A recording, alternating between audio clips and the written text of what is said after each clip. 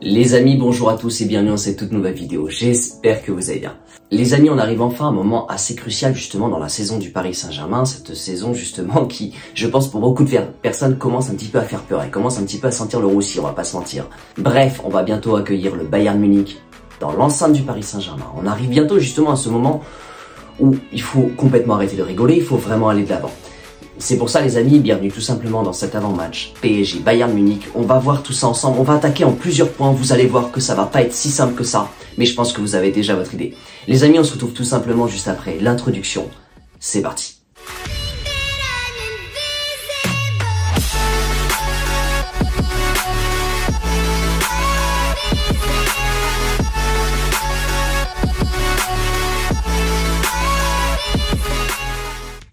Les amis, j'avais prévu justement de faire une vidéo où on parle un petit peu du mercato, ce qui s'est passé, de l'état d'esprit justement de l'équipe et de voir un petit peu les joueurs qui vont être présents justement pour Bayern Munich. Mais je suis tombé malade, donc c'est parfait. C'est parfait parce que justement je vais tout regrouper en une seule vidéo. On va attaquer justement ces 3 points hyper importants. Le mercato, l'état d'esprit des joueurs et de l'équipe entière et justement les joueurs qui vont être présents avant ce match-là. Justement, on va tout regrouper et vous allez voir que ces 3 points sont complètement hyper importants avant de recevoir le Bayern Munich. Et pour l'instant, le Paris Saint-Germain n'est pas du tout prêt. Je vais commencer directement par le premier, c'est ce mercato complètement catastrophique. Le mercato d'hiver nous permettait justement de nous mettre beaucoup plus solides et justement d'anticiper le fait de recevoir le Bayern Munich. La plupart des clubs ont fait des choses très intéressantes.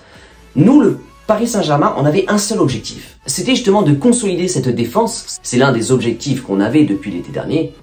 Garder Mbappé et en même temps consolider complètement cette défense qui est complètement à revoir et qui n'est pas du tout prête pour un match à haut niveau, un match au sommet pour aller jusqu'en finale de la Ligue des Champions. Mais qu'est-ce qui s'est passé justement pendant le dernier mercato? On avait les yeux sur Skriniar. L'Inter Milan demandait 20 millions d'euros. On les a pas donnés. Donc Skriniar ne débarque pas au Paris Saint-Germain. Oui, il y a une signature pour l'été prochain, mais l'été prochain on peut faire quelque chose d'autre. Le seul problème, c'est qu'aujourd'hui, on n'a pas récupéré Skriniar et on a une défense qui n'est pas du tout à la hauteur. La deuxième chose qu'on devait faire, et vous avez vu les choses, c'est qu'on voulait justement Ziyech. Il s'est passé une magouille justement avec Chelsea, mais encore une fois, le Paris Saint-Germain s'est fait ridiculiser. Moi, la question que je me pose à ce moment-là, c'est comment le Paris Saint-Germain peut faire un mercato, peut ouvrir les portes de son propre mercato à la dernière heure du mercato. C'est-à-dire qu'ils ont un mois devant eux. Et c'est à la dernière journée qu'ils préparent le recrutement d'un de leurs joueurs. On le sait que le Paris Saint-Germain agit souvent dans l'ombre, agit souvent à la dernière minute pour surprendre justement tous les grands clubs européens. Mais à quoi bon le faire maintenant, sachant que l'équipe ne va pas et qu'on a besoin de renforts? Et sachant que justement les recrues qui sont venus l'été dernier, alors sans forcément parler de Vitinha et Fabian Ruiz, les recrues qui sont autour de ça, avec Carlos Soler, avec Renato Sanchez, on va pas dire que c'est complètement flamboyant. Même avec Ekitike, on va pas dire que Ekitike aujourd'hui soit vraiment le joueur clé pour la Ligue des Champions. On a une équipe qui est assez renforcée pour la Ligue 1, mais pour la Ligue des Champions, pour l'instant, le Paris Saint-Germain est très loin d'être à la hauteur pour remporter justement le titre final. Donc en gros, le Paris Saint-Germain n'a pas réussi son objectif de consolider la défense, et c'est surtout que la seule recrue qu'il pouvait récupérer, on est passé pour des idiots. Donc à ce moment-là, justement, pourquoi le Paris Saint-Germain ne prévoit pas un plan B? Ça veut dire qu'on n'a pas eu de renfort. Hélas. Et la seule chose qui s'est passée pour le Paris Saint-Germain durant ce mercato, c'est le départ de tout simplement Keylor Navas. Voilà. On a gardé un gardien qui est bon dans les cages, mais qui est quand même catastrophique en termes de relance au pied. Et c'est pour ça que maintenant, tous les adversaires du Paris Saint-Germain, ils pressent beaucoup plus haut dès la relance de Donnarumma. Donc en gros, il y a tout acheté au niveau du mercato hivernal. La préparation pour aller affronter un gros adversaire lors de la Ligue des Champions. La préparation très importante en termes de mercato, on l'a complètement foiré. Mais c'est pas fini parce que maintenant ce qu'il va falloir faire, c'est voir au niveau de l'équipe et voir au niveau de la mentalité. Et on va en parler justement. En termes de mentalité, le plus important c'est de regarder un petit peu ce qui s'est passé depuis le retour de la Coupe du Monde. Parce que oui, on a très bien commencé la saison et j'étais le premier à dire que le Paris Saint-Germain était complètement prêt et qu'on allait jamais perdre tout simplement. Mais non, pas du tout. Depuis le retour de la Coupe du Monde, la plus grande peur qu'on avait, c'était justement que le Paris Saint-Germain ait une période de moins bien, où le niveau baisse complètement dès le retour de la Coupe du Monde. Il s'est passé ce qui devait arriver. C'est-à-dire que le Paris Saint-Germain n'est plus du tout à la hauteur. Les joueurs sont fatigués. Et c'est surtout que Alors je vais pas parler de tous les matchs, parce que ça prendrait, je pense, des heures. Mais quand on regarde justement le compte rendu, les clubs qu'on arrive à battre, c'est les clubs du bas de tableau. Les 5 premiers clubs de la Ligue 1 avec le Paris Saint-Germain, on n'arrive pas à prendre plus d'1 point. C'est soit une défaite, soit un match nul. Mais bon bref, je vais pas trop rentrer dans le sujet. Moi ce que je vais faire une chose la plus importante. C'est que je vais récupérer le match qui était le plus gros test avant le Bayern Munich. C'était tout simplement OM-PSG. On est à l'extérieur, dans le stade de Marseille. On affronte un adversaire contre qui on ne doit absolument pas perdre, car c'est le Classico. Et en plus, on joue dans la compétition de la Coupe de France. En fait, vous avez 3 détails qui font que le Paris Saint-Germain n'a aucune excuse et ne doit surtout pas perdre le match. Parce que de 1, on se fait éliminer. De 2, on joue contre l'adversaire. C'est le plus gros rival du Paris Saint-Germain quand même. Et de 3, on joue à l'extérieur. Donc en fait, vous avez 3 grosses difficultés. Le Paris Saint-Germain, justement, doit montrer que ce genre de match, c'est le test. Avant le Bayern Munich, tu n'as pas le droit de perdre ce match-là. Alors, perdre, c'est une chose. Perdre dans la difficulté, perdre en ayant montré un bon visage, perdre avec des faits de match, des détails, ça peut arriver. Mais on aurait été fiers d'un Paris Saint-Germain qui aurait tout donné, qui aurait tout montré. Non, ça a été complètement l'inverse. Le Paris Saint-Germain, sur ce match-là, n'a rien montré. Le seul but qui a été mis, c'est un but de notre défenseur sur corner. Tout le reste, dans les phases de jeu, oui, il y a eu des poteaux, oui, il y a eu des frappes, mais pas du tout assez pour faire basculer les choses, car Marseille nous mangeait complètement. On était obligé de subir et de partir en contre-attaque. Mais dans les phases de jeu, on n'a pas été assez bon. Marseille était une grande équipe. Et c'est ça qui est dommage, c'est que j'ai presque plus tendance à mettre en valeur Marseille sur ce match-là, qui a fait un excellent jeu, qui a montré un excellent visage, qui était à la hauteur de la compétition, et même qui était tout simplement en mode de Ligue des Champions. Nous, avant d'affronter le Bayern, on devait être en mode Ligue des Champions. On devait montrer qu'on était là, qu'on était de retour. On a montré complètement tout l'inverse. Alors si jamais ils montrent un immense visage contre le Bayern, ça voudra dire qu'ils ont négligé ce match-là. Et là, c'est une très grosse erreur. Donc le premier test, juste avant le Bayern, le match très difficile, Paris n'est pas là. Et Paris n'est pas à la hauteur d'affronter aujourd'hui le Bayern Munich. Donc ça, du coup, c'était pour vous parler vraiment de la mentalité, de l'aspect un petit peu de l'équipe en ce moment. Maintenant, on va voir où en est l'équipe. Parce qu'il y a la mentalité, mais il y a la disponibilité également. On va voir ça maintenant. Donc du coup, quand tu récupères le mercato te permet justement de pallier certaines absences avant la Ligue des Champions, de renforcer, mais surtout vraiment, s'il y a une absence, on a un joueur qui peut se rendre disponible. Justement, on a raté le mercato, donc il n'y a pas de joueur disponible. Vous avez Renato Sanchez qui est pas là, Hakimi qui a une gêne avant Monaco, Messi qui a une gêne, Mbappé qui est pas là, je crois même que Kimpembe a une gêne. En fait, on a une équipe complètement décimée, mais on n'a aucun renfort. Donc ça veut dire qu'au niveau de la mentalité, on n'est pas là. De la disponibilité, on n'est pas là.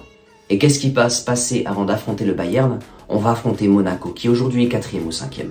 Ça va être très compliqué. Donc voilà, juste avant de vous donner mon pronostic sur ce qui va se passer, je ne suis pas du tout content de ce que fait le Paris Saint-Germain en ce moment. Et je suis même complètement déçu parce que c'est pas le visage qu'ils peuvent montrer. Je pense que Paris est complètement en train de retomber dans ses travers. Je prendrai pas vraiment en compte le fait qu'ils reviennent de la Coupe du Monde, qu'ils sont fatigués. Je prendrai pas vraiment en compte ce genre de choses-là, mais je pense qu'il y a moyen de faire complètement autre chose. Alors est-ce que Paris, en accueillant le Bayern Munich au Parc des Princes pour le match aller, est-ce qu'ils vont montrer un visage complètement séduisant? Est-ce qu'ils vont forcer? Est-ce qu'ils vont presser très haut? Est-ce qu'ils vont montrer un visage ultra collectif? C'est ce qui peut se passer, parce que le Paris Saint-Germain a l'habitude de faire ça, justement. En Ligue 1, ils ralentissent complètement, et dès qu'ils arrivent en Ligue des Champions, vous vous rappelez de ce fameux match contre le Real Madrid, où on a eu un gay complètement éblouissant. Le Real Madrid ne touchait pas le ballon, ne pouvait rien faire, et vous vous rappelez très bien, ils ont arrêté de jouer pour ne pas se prendre trop de buts. C'est un message fort qu'on a envoyé à l'Europe. Imaginons juste qu'on remontre ce visage-là, ça voudrait dire qu'on a complètement négligé le match contre l'Olympique de Marseille à l'extérieur. Et là, du coup, ce serait une faute complètement professionnelle. On n'a pas le droit de faire ça. Parce qu'on s'est auto-éliminé de la Coupe de France pour aller essayer de faire quelque chose contre le Bayern. Pour moi, ce serait une faute complètement professionnelle.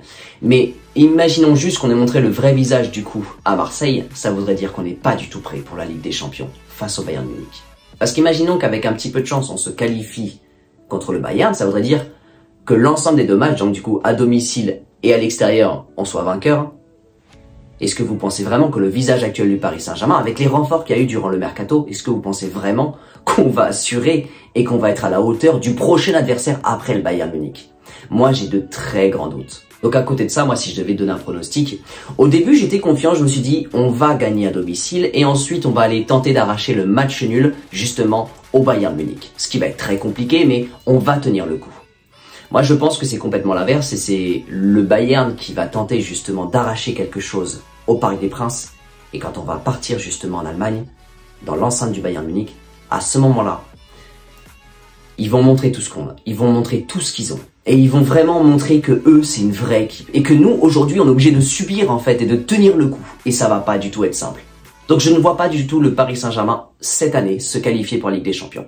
Peut-être que ça va mettre une grande claque, déjà, premièrement, à tous les supporters, et je vais être le premier déçu, mais peut-être aussi que ça va mettre une grande claque au Paris Saint-Germain, de montrer que cette année, il y a tout à refaire. Il y a vraiment tout à refaire, et que la façon dont est géré le club aujourd'hui ne convient pas du tout. Ça ne convient pas du tout. Il y a beaucoup de choses à revoir, en fait. Après, par contre, si il y avait un moyen, justement, de se qualifier, ça serait très compliqué, mais pourquoi pas trouver justement des solutions. Si aujourd'hui tu cherches des solutions, les solutions malheureusement c'est trop tard pour les trouver. Les solutions fallait les trouver pendant le mercato, les solutions fallait les trouver face à Marseille.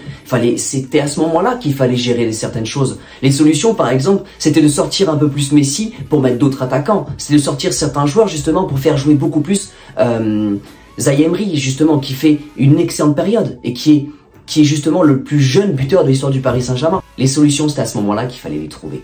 Mais le problème, c'est que c'est trop tard maintenant. Le match est dans beaucoup trop peu de temps. Donc les solutions, ça va pas être au niveau de la composition parce que normalement, on n'a pas Messi, on va avoir Ekitike, tu mets Neymar sûrement en 10, ou alors tu joues avec un milieu à 3 et avec 4 défenseurs. Bref, au niveau de la composition, au niveau de l'équipe, ça va être très très très compliqué. Et honnêtement, je commence un petit peu à avoir peur pour le Paris Saint-Germain. Mais moi, ce que je pense, c'est que il ne faut surtout pas jouer sur les individualités durant ce match. Il faut absolument tout faire en termes de collectif. Et surtout, faut arrêter de se mettre devant la surface de réparation et de chercher des solutions à gauche, à droite. Non, au bout d'un moment, il faut monter d'un cran. Quitte à se prendre un but à domicile par le Bayern, il faut absolument que le Paris Saint-Germain, dès le début du match, il force. Il montre, il fasse peur au Bayern Munich. Il faut tout simplement mettre un pressing très haut. Parce que même si peut-être il n'y aura pas Hakimi, il y aura Nuno Mendes. Il y a de la vitesse dans les couloirs. Mais il faut absolument que le Paris Saint-Germain joue comme si c'était le dernier match. Et qu'il n'ait pas peur de la fatigue. Mais dans tous les cas, les amis, ça va être très, très, très compliqué. J'espère quand même que le Paris Saint-Germain va se qualifier. Et n'hésitez pas dans tous les cas à me donner votre avis. Je sais que c'était une vidéo un peu moins construite, mais voilà, j'avais quand même pas mal de choses à dire sur le Paris Saint-Germain en ce moment, qui me déçoit de beaucoup de manières, dans tous les secteurs en fait. Je suis très déçu par l'image du club en ce moment, et par cette sorte de chute libre en fait qu'ils sont en train de récupérer droit dans le front clairement. Donc à voir ce qui va se passer, j'espère quand même qu'on va se qualifier, j'espère qu'en tout cas on va avoir tout simplement un super beau match de la part du Paris Saint-Germain, mais je pense qu'il y a beaucoup de supporters qui pensent la même chose que moi. J'ai essayé d'être le plus objectif sans forcément critiquer le Paris Saint-Germain, mais croyez-moi que j'ai beaucoup de colère en moi par rapport à tout ce qui se passe et surtout ce fameux match à Marseille qui m'a tellement déçu. Mais bon bref, j'espère en tout cas que le Paris Saint-Germain va remonter la pente le plus rapidement possible. J'espère qu'on va avoir un spectacle complètement impressionnant en Ligue des Champions. On l'attend tous, c'est mardi prochain. Les amis, j'attends votre pronostic et votre avis dans la barre des commentaires. N'oubliez pas votre like bien sûr pour le soutien de la chaîne. N'oubliez pas de vous abonner si c'est pas encore fait, d'activer la cloche bien sûr. On se retrouve très prochainement dans une toute nouvelle vidéo. Les amis, n'oubliez pas, allez Paris!